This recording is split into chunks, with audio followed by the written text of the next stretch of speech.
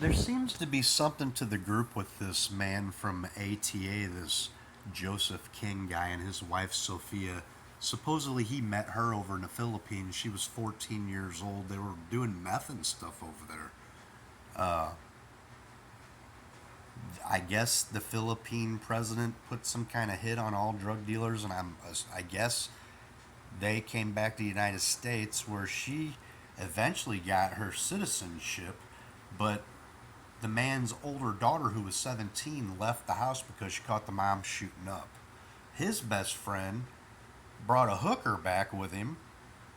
He was claiming to be some federal marshal dude, and he was married to a prostitute out of the Philippines.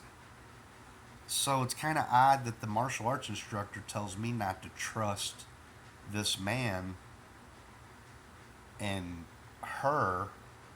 And it seems like we have some kind of an illegal immigrant network that seems to be part of this. Meth seems to be a big part of it. I I don't know. I don't have that kind of intel. Something's up with the group. I keep saying it. There have been so many events, so many different people. If you think about it, the Florida Panhandle arrested 225, and then about 30 days later arrested another 50 drug and sex traffickers. And I just feel like this group has been trying to get on the gals and the girls at the district. I feel like that's where it originated from. That's just my opinion. I do feel like a couple of the employees at the company are involved. I feel there's a lot of dirty games going on at that company, but at the same time, there's a lot of good people there that are trying to do the job that you guys hired them for. So, and that's the problem. I had government employees coming to me, and I'm working hurt already. You guys can verify that with my medical records. And I'm dealing with this stuff, dealing with customers, contractors, employees, like I said before, vehicle inspections, work orders, customer calls. There's, loading of materials in the morning, and people have computer issues, and, there's always job issues, and it's so much bigger than people realize.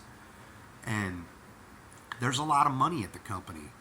The people don't make a lot of money, but there's a lot of money that goes through that company to get these contracts, to secure the work, to make sure that the sewage doesn't go into our waterways. That's the job, is to collect the sewage so we have drinking water for our children. And I think these people see certain people there as money trees, I guess. I don't know. But it was funny that it all keeps always pointing back to these people at the company, and nobody willing to get up, walk next door to the FBI. There's a handful of people this was happening to. So until the rest of them speak up, you know, I went to the FBI with my sin. I told them where part of it started, but unfortunately, the state of Missouri, I was in the middle of a workers' comp case. The case has been over with for over a year now. You know, this was going on before I left the company. It was going on before I was a supervisor. And it was going on before I was a team leader.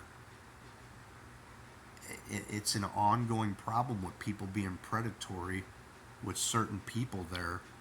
And everything that I've investigated or learned to understand, almost everybody agrees it goes back to your workplace. So if you're working somewhere and you're being dogged out, first person you want to probably look at, if it's something similar to what I'm dealing with or devices, or it's a coworker. The experts can tell you that. So, thank you.